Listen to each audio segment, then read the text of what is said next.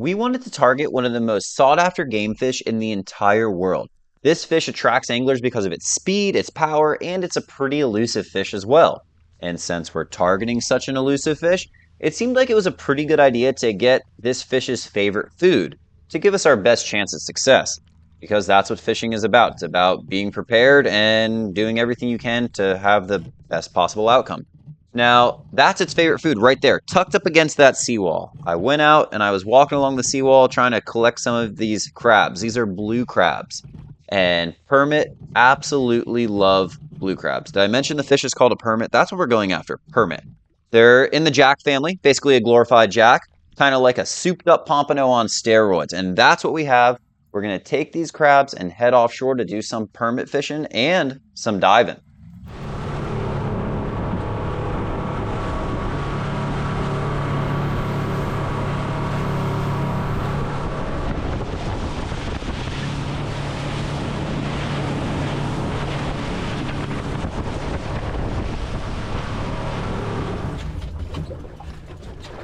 That's the very first fish in the United States on the Shield 2 reel.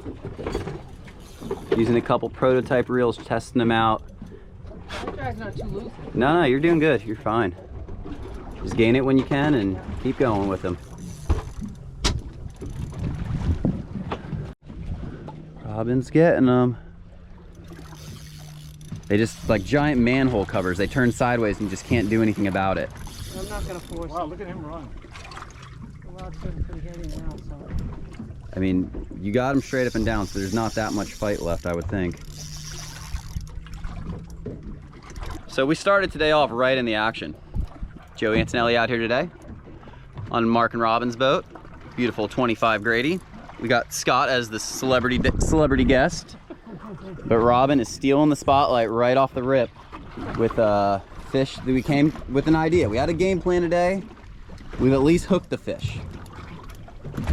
Can't talk any more than that. Oh, I think I see some shine. Oh yeah, I see him. All right, oh yeah. Big shine down there. He's swimming back to your side, Robin, you're good. He's doing a circle right where you are. Just don't palm it, let him take it when he needs to, and you be patient with it. No, that's fine. If he goes under, just keep that rod tip out far and low and you'll be fine. You got an 8-foot rod, you're good. She's got the Tsunami Shield 2 reel. Brand new reel. Yep, look at that shine down there. That's the right one. You probably got to be on the where you are right now, Mark. You probably have to be on the back side of her to get it. And we're just gonna go nice and easy with them. I'm not gonna force them. I'm gonna go. He's taking line. So she's got the Tsunami Shield 2 reel and Tsunami Carbon Shield 2 rod. We're doing some tests with the prototype of the reel. These reels go through so much testing before they actually hit production.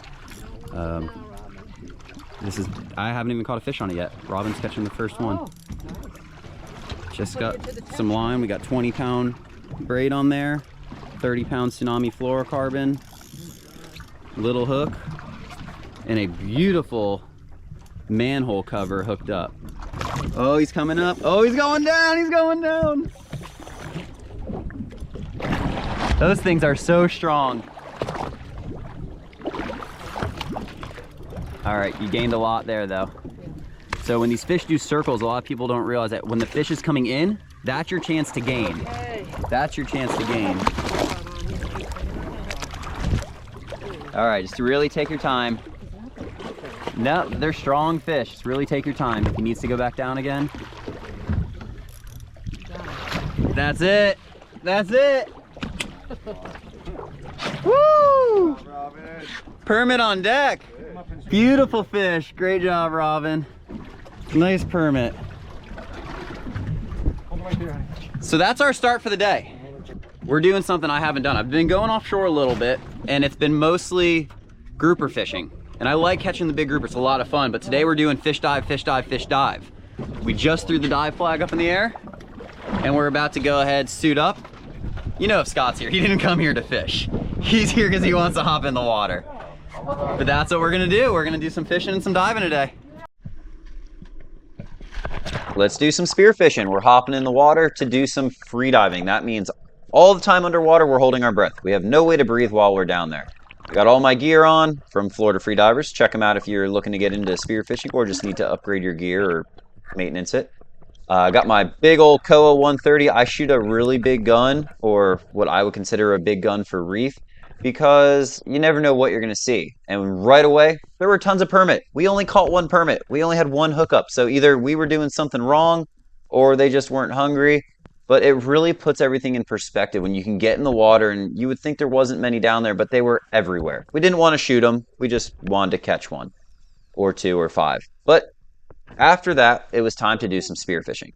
So now, keep in mind, we're holding our breath and swimming down and just drifting. I got down to about 40 or 50 feet and just started drifting. I spotted the fish I wanted, but I was kind of looking away. I didn't want to make eye contact the whole time and go into like a hunting mode. Just kind of appear like I'm there with them, with all the other fish around them, because snapper are naturally a curious fish. So we'll show you what happened when the curious fish becomes a little too curious. I got a good shot on a mangrove snapper, and then it was time to pull as hard as I can because there's always sharks around. And even though I'm ripping this fish in as fast as I can, this bull shark was coming in hot for it. Now normally if you just keep pulling the fish in, the sharks will back down, at least in my experience. I put a quick knife in it with my sword dive knife, and that was it for that fish. Now we're moving on to something a little different. We have the amberjacks. If you watched my last video, you know amberjacks can wreak quite some havoc unless you get the off switch. That one got the off switch, the El Rolo shot. Slow that one down for you because you guys like that. Hit the amberjack, stoned him, made for really quick, easy work. And now Scott and I are diving together here. These amberjacks weren't going anywhere. They were really curious, and Scott was going to shoot one, but I can't back him up now. My gun's unloaded. I can't help him. And remember those fired up sharks? Well, there's one right below Scott, and he doesn't quite see it.